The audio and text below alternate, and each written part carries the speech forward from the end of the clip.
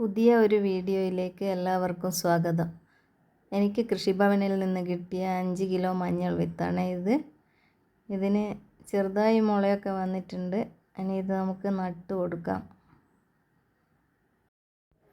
Dolomite treat ചെയ്ത മണ്ണിലേക്ക് ഞാൻ കുറച്ച് പൂഴി അരിക്കുമ്പോൾ കിട്ടിയ വേസ്റ്റും കൂടി ചേർക്കുന്നുണ്ട്.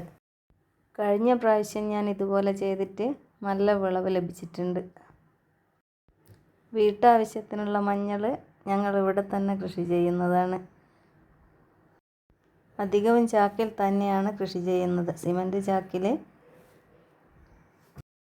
ഈ മണ്ണിൻ്റെ കൂടെ ഞാൻ കുറച്ച് പച്ചക്കറി വേസ്റ്റിൻ്റെ കമ്പോസ്റ്റും ചാണകപ്പൊടിയും ചാരവും കൂടി ചേർത്തിട്ടുണ്ട്.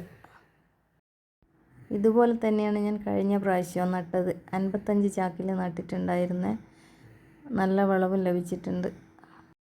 പച്ചമഞ്ഞൾ നമുക്ക് കുട്ടികളുടെ വിരശല്യത്തിനൊക്കെ ഏറ്റവും നല്ലതാണ്. നമുക്ക് തേങ്ങാപ്പാലിൽ പച്ചമഞ്ഞൾ ഇടിച്ച് പിഴിഞ്ഞ് വെറുവയറ്റിൽ കൊടുത്തു കഴിഞ്ഞാൽ വിരശല്യത്തിന് ഏറ്റവും നല്ലതാണ്. സിമൻറ്റ് ചാക്കിൽ ഞാൻ ഉണങ്ങിയ വാഴയില നിറച്ചതാണ്. അടിയിൽ വാഴയില നിറച്ച് കരിയിലക്ക് പകരം ഉണങ്ങിയ വാഴയില ഇഷ്ടം പോലെ ഉണ്ടായിരുന്നു.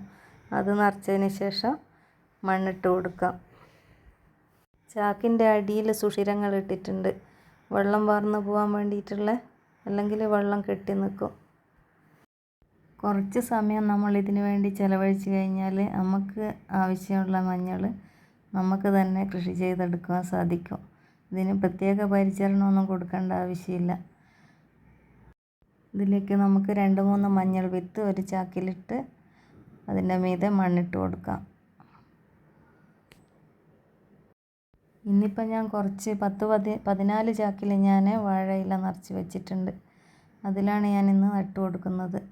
ബാക്കി മുള വന്നതിന് ശേഷം, എല്ലാ മഞ്ഞളും മുള വന്നിട്ടില്ല, വന്നതിന് ശേഷം നട്ടു കൊടുക്കാം.